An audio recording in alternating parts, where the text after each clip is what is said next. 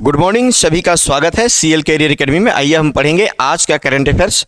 जो है पिछला 1 तारीख से करंट अफेयर्स जो है आ नहीं पा रहा था, तो हम उसको 2 पार्ट में हम करंट अफेयर्स लेकर आएंगे।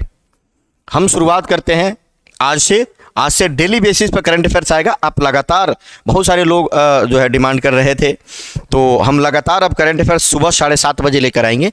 तो चलिए हम आज के करंट अफेयर्स से शुरुआत करते हैं और डेली बेसिस पर हमारे साथ अब जुड़िए। हम डेली करंट अफेयर्स लेकर आएंगे और हमारे महीने के और वार्षिक करंट अफेयर्स भी आप देखिए। उसमें वार्षिकांक में करंट अफेयर्स चलाया जा रहा है, सेक्शन वाइज अलग अलग जो है पार्ट में पूरे 1 साल का करंट अफेयर्स पढ़ाया जा रहा है अगले एग्जामों के लिए। तो सीएल कैरियर एकेडमी पे अगर आप सर्च करेंगे तो आपको मिलेगा।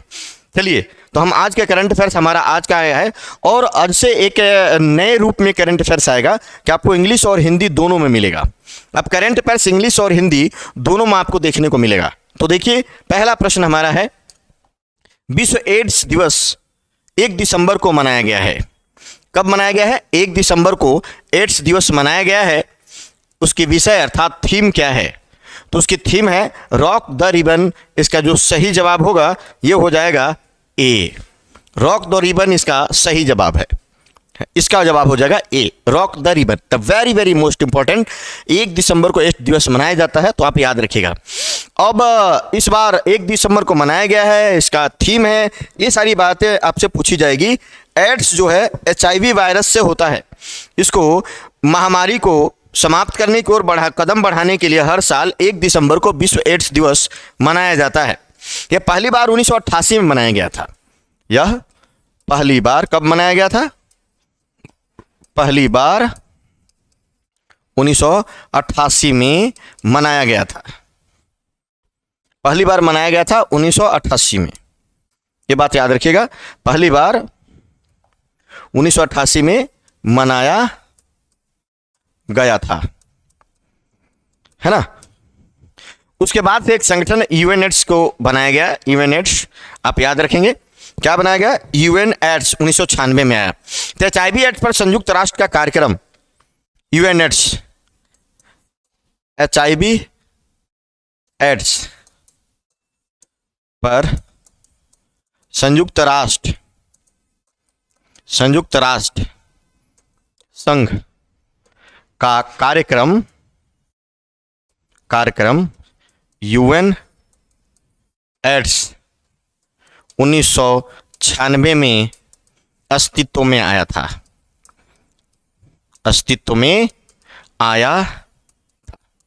तो आप याद रखिएगा, 1996 में अस्तित्व में आया था HIV एड्स पर संयुक्त राष्ट्र संघ का कार्यक्रम। तो ये दोनों बातें याद रखिएगा। एड्स एक ऐसी बीमारी है जो HIV ह्यूमन इम्यूनोडेफिशिएंसी वायरस से होता है, और एड्स का पूरा नाम है एक्वायर्ड इम्यूनोडेफिशिएंसी सिंड्रोम, है ना, यह है। और HIV इस वायरस का नाम है। एड्स के पता लगाने के लिए एलिजा टेस्ट होता है, यह भी याद रखिएगा, एलिजा टेस्ट। चलिए हम दूसरे प्रश्न पर आते हैं। हमारा दूसरा प्रश्न है, फसाई food safety standard authority of India, फसाई ने हाल ही में किस पशु को खाद्य पशु के रूप में मान्यता दी है? किस पशु को खाद्य पशु के रूप में मान्यता दी है, ये बताना है। तो ये दिया है हिमालयी याक जो पशु है ना, उसको जो है एक खाद्य पशु के रूप में मान्यता दी है। इसका जो सही जवाब हो जाएगा वो हो जाएगा सी, है ना। याक एक पहाड़ी गाय जो दुनिया की सबसे अधिक ऊंचाई पर रहती है। याक जो है यह एक पहाड़ी गाय है जो दुनिया की सबसे अधिक ऊंचाई पर रहती है। और याक जो है मुख्य रूप से कहाँ पाई जाती है? तो भारत में हिमालय क्षेत्र, अरुणाचल प्रदेश, सिक्किम, हिमाचल प्रदेश, लद्दाख, जम्मू कश्मीर, कहाँ पाई जाती है? याक जो पाई जाती है, याक हिमाचल प्रदेश, लद्दाख, जम्मू एंड कश्मीर, सिक्किम, अरुणाचल प्रदेश अरुणाचल प्रदेश, इन सब में यह में मुख्यतः पाई जाती है, मुख्यतः यह पाई जाती है। तो याद रखिएगा, याक जो एक पहाड़ी गाय है वो इन क्षेत्रों में, राज्यों में पाई जाती है। अरुणाचल प्रदेश, सिक्किम, हिमाचल प्रदेश, लद्दाख और जम्मू कश्मीर आदि में पाई जाती है। खाद्य पशु क्या होते हैं? खाद्य पशु वे हैं जिन्हें मनुष्यों द्वारा पाला जाता है, खाद्य उत्पादन या उपभोग के लिए इसका प्रयोग किया जाता है। ध्यान रखिएगा, खाद्य पशु का मतलब है ऐसा कि वे पशु जो मनुष्यों द्वारा पाले जाते हैं और जिसका खाद्य उत्पादन व उपभोग के लिए उपयोग किया जाता है, उसी को क्या बोलते हैं? इसको खाद्य पशु बोला जाता है। तो हिमालयी याक को फसाई food safety standard authority of India के द्वारा घोषित किया गया है। चलिए दूसरा प्रश्न, अगला प्रश्न देखिए। अगला प्रश्न है कि वार्षिक संयुक्त मानवीय सहायता और आपदा राहत जो एक अभ्यास है, समन्वय 2022 का आयोजन कहाँ किया गया है? समन्वय 2022, ध्यान रखिएगा, बड़ा ही महत्वपूर्ण है, वेरी वेरी इंपॉर्टेंट है, वेरी वेरी इंपॉर्टेंट। कहाँ किया गया है? तो इसका आयोजन जो किया गया है ये आगरा में किया गया है। Agra is the right answer, very very most important है। यह किया गया है आगरा में, बी बिल्कुल सही जवाब होगा, आगरा में किया गया है। और आगरा में कहाँ किया गया है? तो यह आगरा में वायुसेना स्टेशन में किया गया है, आगरा वायुसेना स्टेशन, आगरा वायुसेना स्टेशन पर, आगरा वायुसेना स्टेशन पर किया गया है ना। यह एक वार्षिक संयुक्त बहुसंस्था अभ्यास है जिसमें भारत के विभिन्न हितधारक और दक्षिण पूर्व एशिया देशों के संघ के प्रतिनिधि शामिल हैं। समारोह के मुख्य अतिथि रक्षा मंत्री राजनाथ थे। मुख्य अतिथि राजनाथ सिंह, राजनाथ सिंह, और राजनाथ सिंह जो है वो है रक्षा मंत्री, रक्षा मंत्री राजनाथ सिंह मुख्य अतिथि थे इसके। तो आगरा में हुआ इस वायुसेना स्टेशन पर एक वार्षिक संयुक्त अभ्यास है ना, जो भारत के विभिन्न हितधारकों दक्षिण पूर्व एशिया देशों के संघ के इसमें शामिल होते हैं। तो ये महत्वपूर्ण प्रश्न होगा, याद रखिएगा, वेरी वेरी मोस्ट इंपॉर्टेंट प्रश्न। इस तरीके के प्रश्न परीक्षाओं में पूछे जाते रहते हैं, इसलिए महत्वपूर्ण है कि आप इन सारी परीक्षाओं को जानें। हाल ही में मोपा अंतर्राष्ट्रीय हवाई अड्डा का नाम किसके नाम पर रखा गया है? मोपा अंतर्राष्ट्रीय हवाई अड्डे का नाम किसके नाम पर रखा गया है? तो याद रखिएगा, पूर्व रक्षा मंत्री और गोवा के पूर्व मुख्यमंत्री मनोहर पर्रिकर के नाम पर इसका नाम रखा गया है। इसका सही जवाब हो जाएगा A, A is the right answer. Mopa अंतर्राष्ट्रीय हवाई अड्डा अब पर्रिकर हवाई अड्डा के नाम से जाना जाएगा, जो गोवा में है, जो कहाँ है? गोवा में है। तो मनोहर पर्रिकर के नाम पर इसका नाम जो है रख दिया गया है।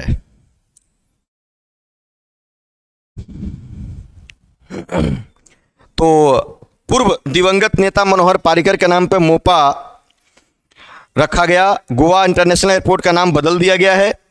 प्रधानमंत्री नरेंद्र मोदी मोपा इंटरनेशनल एयरपोर्ट का उद्घाटन किया और इसका नाम गोवा के पूर्व मुख्यमंत्री मनोहर पर्रिकर के नाम रखा गया है। इस मोपा अंतर्राष्ट्रीय हवाई अड्डे का जो उद्घाटन है, उद्घाटन ये किया है पीएम नरेंद्र मोदी ने, पीएम नरेंद्र मोदी के द्वारा उद्घाटन किया गया है। आप ध्यान रखिएगा, बड़ा महत्वपूर्ण प्रश्न है। मनोहर पर्रिकर के द्वारा, मनोहर पर्रिकर के नाम पे इसका नाम रखा गया है। तो ये एक बड़ा ही महत्वपूर्ण सा प्रश्न होगा, है ना, जो पूर्व रक्षा मंत्री और पूर्व गोवा के मुख्यमंत्री रहे हैं। 11 दिसंबर को इसका नामकरण कर दिया गया। इसकी आधारशिला प्रधानमंत्री नरेंद्र मोदी ने 2016 में ही रखी थी। तो अब ये मनोहर पर्रिकर हवाई अड्डा अंतर्राष्ट्रीय हवाई अड्डा बन गया है। हाल ही में किसने नवंबर में शिकायत निवारण सूचकांक में शीर्ष स्थान हासिल किया है? बड़ा ही महत्वपूर्ण है, वेरी वेरी इंपॉर्टेंट प्रश्न है, आप जरूर इसको याद रखेंगे, बहुत ही महत्वपूर्ण प्रश्न है ना। क्या प्रश्न है? हाल ही में नवंबर महीने में महीने का निकाला जा रहा है, शिकायत निवारण सूचकांक में शीर्ष स्थान किसने हासिल किया है?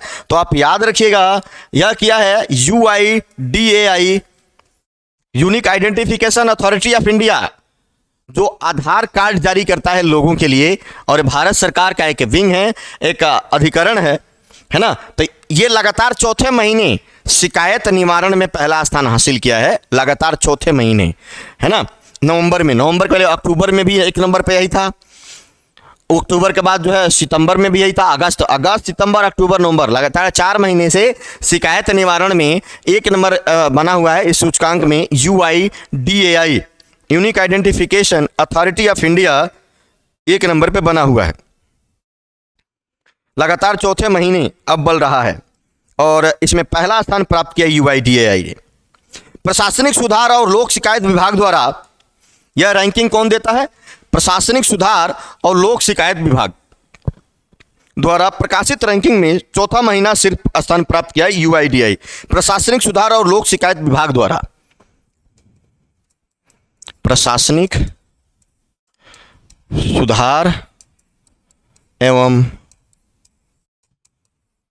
लोक शिकायत विभाग, लोक शिकायत विभाग द्वारा यह सूचकांक प्रकाशित किया गया। तो यह सूचकांक जो है इसके द्वारा प्रकाशित किया गया और UIDAI जो है ये शीर्ष रैंक हासिल किया है इस बार लगातार चौथे महीने।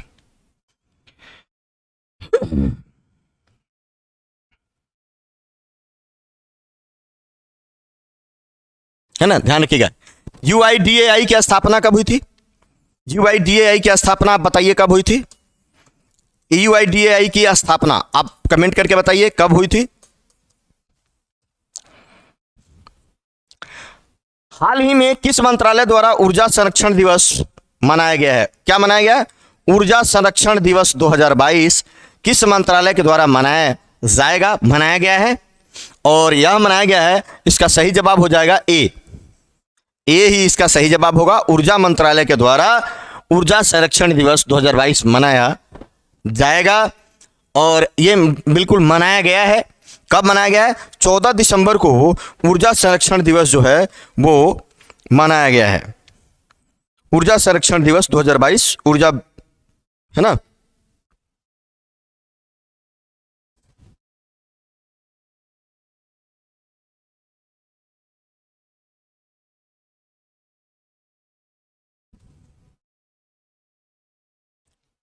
राष्ट्रीय ऊर्जा संरक्षण प्रत्येक वर्ष 14 दिसंबर को मनाया जाता है। 14 दिसंबर को मनाया जाता है। राष्ट्रीय ऊर्जा संरक्षण प्रत्येक 14 दिसंबर को मनाया जाता है। इसका उद्देश्य ऊर्जा दक्षता और संरक्षण में देश की उपलब्धियों को दिखाना।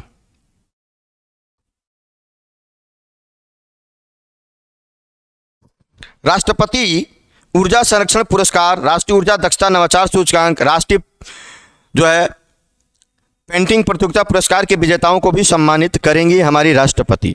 राष्ट्रपति ईवी यात्रा पोर्टल भी लॉन्च करेंगी। तो याद रखिएगा, कंजर्वेशन एनर्जी डे जो मनाया गया है, national energy conservation day 2022,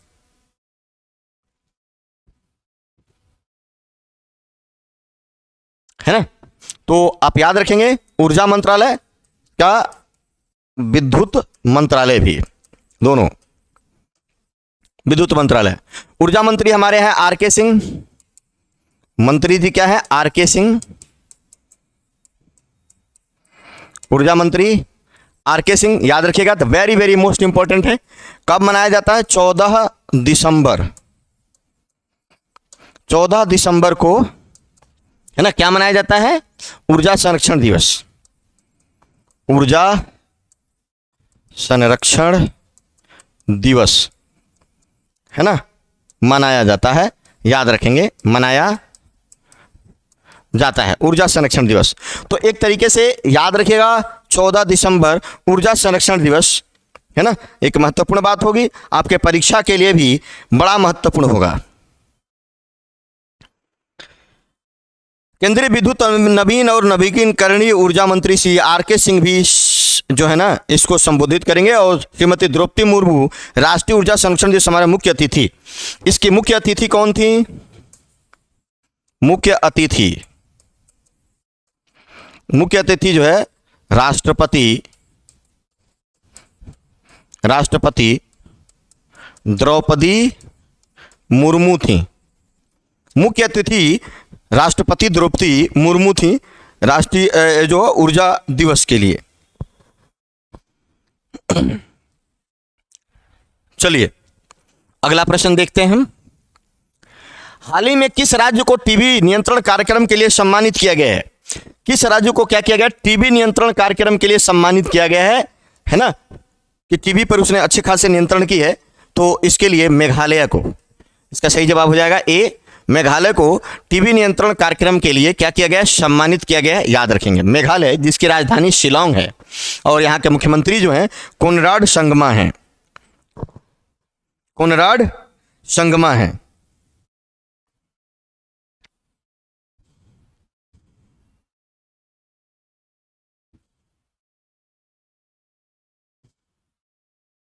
TB नियंत्रण कार्यक्रम मेघालय को पुरस्कृत किया गया। मेघालय सरकार जिसने क्षय रोग के खिलाफ एक जन आंदोलन अपनाया और हाल ही में हर साल 2.6 मिलियन लोगों को प्रभावित करने वाली बीमारी को नियंत्रित करने के लिए इसके लिए पुरस्कृत किया गया है। और टीबी जो है इसको बोलते हैं ट्यूबरकुलोसिस, है ना, टीबी, इसको क्षय रोग भी कहते हैं, क्षय रोग। तो इसके नियंत्रण के लिए मेघालय ने अच्छे काम किए हैं और इसके लिए इनको मेघालय को सम्मानित किया गया है। टीबी संक्रमण को समाप्त करने के उद्देश्य से एक राष्ट्रीय कार्यशाला में स्वास्थ्य विभाग के प्रतिनिधियों ने इस तपेदिक नियंत्रण, क्षय रोग कहते हैं या इसको तपेदिक ट्यूबरकुलोसिस भी इसको कहा जाता है, याद रखिएगा। मेघालय की जो राजधानी है शिलांग है, आप सभी लोग ध्यान रखेंगे, पूर्वोत्तर का राज्य है और इसके जो सीएम है वो है कोनराड संगमा। इसके सीएम जो है वह है कोनराड संगमा है। मेघालय में ही दुनिया का सबसे ज़्यादा वर्षा वाला स्थान मासिनराम है, ये भी याद रखेंगे, जो दक्षिणी खासी हिल्स में पड़ता है। गारो, खासी और जयंतिया की 3 पहाड़ियां हैं। खासी हिल्स अर्थात दक्षिणी खासी हिल्स में ही मासिनराम है जो सर्वाधिक वर्षा वाला स्थान है दुनिया का। हाल ही में किस राज्य में वनीकरण परियोजना शुरू की गई है? वनीकरण, अफॉरेस्टेशन, वन को बढ़ावा देने के लिए वनीकरण परियोजना, afforestation project was launched in the which state recently, किसने किया है? तो वनीकरण परियोजना के लिए आप देखेंगे ये इसका जवाब हो जाएगा केरल ने ये शुरू किया है। वनीकरण परियोजना की शुरुआत केरल के द्वारा शुरू किया गया है, याद रखेंगे, केरल सरकार के द्वारा वनीकरण परियोजना। वन विभाग ने केरल प्रोजेक्ट वनीकरण लॉन्च किया। इन्होंने इसको ऐसे भी लिख सकते हैं, वनीकरण को आप लिख सकते हैं वनीकरण, है ना, ऐसे भी लिखा जा सकता है वनीकरण। केरल वन विभाग ने नुलपूजा ग्राम पंचायत के सहयोग से पौधों, विशेष रूप से सेन्ना स्पेक्टेविलिसिस को जड़ से खत्म करने और प्राकृतिक वनों को बहाल करने के लिए यह योजना शुरू की है। केरल वन विभाग और नलपूजा ग्राम पंचायत, केरल वन विभाग ने नलपूजा ग्राम पंचायत के सहयोग से, नलपूजा ग्राम पंचायत के सहयोग से है ना शुरू किया है,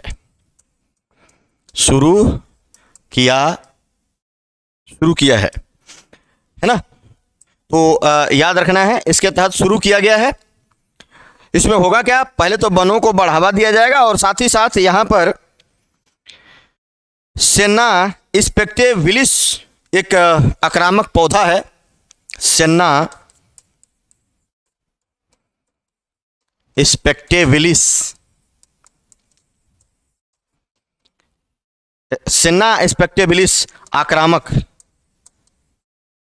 आक्रामक पौधे को जड़ से खत्म करना तथा वन लगाने की परियोजना है। तो एक बहुत ही आक्रामक पौधा है, जो आक्रामक पौधे से मतलब ये है कि अन्य पौधों को उगने नहीं देता, उनके लिए खतरा है ना। इस तरीके बहुत सारे पौधे हैं। तो आक्रामक जितने भी, केवल यही नहीं और भी पौधे हैं, विशेष रूप से सेन्ना स्पेक्टेबिलिस को जड़ से खत्म करना है और प्राकृतिक वनों को बहाल करने के लिए परियोजना शुरू किया है। इस परियोजना वायनाड वन्य जीव अभयारण्य के सुल्तान बथरी वन रेंज से 30 हेक्टेयर भूमि पर क्रियान्वित की जा रही है। वायनाड है ना, वायनाड वन्य जीव अभयारण्य से यह शुरू किया जाएगा, जहां सेना स्पेक्टेबिलिस, यूपेटोरियम, मिकानिया, माइक्रांथा और लेंटाना कैमरा सहित विदेशी आक्रामक पौधे को स्थानीय लेवल पर समाप्त किया जाएगा। यहाँ पर गंभीर खतरा पैदा कर रहे हैं। तो यही है, वनीकरण परियोजना शुरू किया है केरल की सरकार ने। केरल की राजधानी तिरुवनंतपुरम है और इसके मुख्यमंत्री हैं पिनराई विजयन और यहाँ के राज्यपाल जो हैं आरिफ मोहम्मद खान हैं। लिंगानुपात के मामले में और शिक्षा के मामले में 2011 जनगणना के अनुसार नंबर 1 राज्य है केरल। हाल ही में अरुणाचल प्रदेश के तवांग जिले में भारत और किस देश के सैनिकों के बीच हिंसक झड़प हुई है? आप ये देख सकते हैं, बेहद महत्वपूर्ण प्रश्न है। भारत के और चीन के सैनिकों के बीच जो अरुणाचल प्रदेश का जो तवांग जिला है, तो भारत और चीन के सैनिकों के बीच जो है वो घुसपैठ कर रहे थे। चीनी सैनिक तार को और बॉर्डर को क्रॉस कर रहे थे LAC पर, लाइन ऑफ एक्चुअल कंट्रोल को क्रॉस किया था। उनको लगा था कि शायद भारतीय सैनिक यहाँ नहीं है, तो इस पर हम आगे चल के इन क्षेत्रों पर कब्जा कर लेते हैं। तो चूंकि भारतीय सैनिक वहाँ पर थे और जो है यहाँ पर काफ़ी लाठी डंडों से वार हुई है, गोली का चलाने का वहाँ पे कोई वो नहीं है, गोली नहीं चलाया गया। और भारतीय सैनिक चीनी सैनिकों का काफ़ी जोरदार भारी पड़े, बहुत पिटाई हुई है। तो इस तरीके से वहाँ पर गलवान घाटी जो पिछले बार हुआ था, गलवान में जो लद्दाख क्षेत्र में है, गलवान घाटी में भी भारतीय सैनिक चीनियों पर भारी पड़े थे। उसके बावजूद भी इन्होंने बॉर्डर क्रॉस करने का प्रयास किया। तवांग घाटी जो है अरुणाचल प्रदेश में है, तो वहाँ पर भी भारतीय सैनिकों ने खदेड़ कर उनको क्या किया है, भगाया है। और LAC पर उन लोगों ने क्या किया, एक नियंत्रण रेखा को पार किया चीनी सैनिकों ने, जिसका खामियाजा उनको भुगतना पड़ा। तो ये याद रखिएगा, बड़ा महत्वपूर्ण प्रश्न बनेगा। उस बार जब हुआ था तब गलवान घाटी पूछा गया था। डोकलाम में भी चीन के साथ जो है लड़ाई होते होते बचा था, जो डोकलाम जो भूटान के साथ है। तो तवांग याद रखिएगा, तवांग जरूर पूछा जाएगा। तवांग घाटी, तवांग जिला अरुणाचल प्रदेश में है। एक झड़प जो है सामने आई है, 9 दिसंबर को ये घटना हुई थी। अब देखिए, अगर हम बात करें इस तरीके की घटनाएं, चाइना अपने बॉर्डर को, जैसे अरुणाचल प्रदेश को चाइना क्या करता है, वो अपना दक्षिणी तिब्बत का भाग मानता है। अरुणाचल प्रदेश कहता है कि वो हमारा दक्षिणी तिब्बत का भाग है अरुणाचल प्रदेश। और साथ ही साथ जो है भारत और चीन की सीमा रेखा, भारत और चीन की सीमा रेखा जो है उसका नाम क्या है, मैकमोहन रेखा है। और जो 1914 में अस्तित्व में आई थी मैकमोहन रेखा को चाइना नहीं मानता। कहता है चाइना जब कमजोर था तो उस समय ब्रिटिश भारत मजबूत था, जिसकी वजह से ज़बरदस्ती इन्होंने रेखा बनाई। China does not recognise the McMahon रेखा, है ना, वो रिकॉग्नाइज नहीं करता। तो ये यहाँ पर सैनिक झड़प हुई है तवांग जिले चीन के साथ, याद रखेंगे, बहुत ही महत्वपूर्ण है। चीन में राष्ट्रपति है शी जिनपिंग। चीन के राष्ट्रपति कौन है, शी जिनपिंग, है ना। पिंग पांग अब उनका हो ही जाएगा कुछ समय में। हाल ही में टेनिस प्रीमियर लीग 2022 की चैंपियन कौन बनी है? टेनिस प्रीमियर लीग पुणे में हुआ था, पुणे महाराष्ट्र में टेनिस प्रीमियर लीग का आयोजन हुआ था और इसको जीता है हैदराबाद स्ट्राइकर्स ने। किसने जीता है? हैदराबाद स्ट्राइकर्स ने मुंबई लियोन आर्मी को पराजित किया अंतिम रूप से। और ये हुआ है पुणे में आयोजित हुआ था, पुणे में आयोजित हुआ था। पुणे कहाँ है? महाराष्ट्र में है। तो पुणे में आयोजित टेनिस प्रीमियर लीग, है ना, दूसरी बार हैदराबाद स्ट्राइकर्स ने जीता है। टेनिस प्रीमियर लीग को दूसरी बार हैदराबाद स्ट्राइकर्स ने जीत लिया।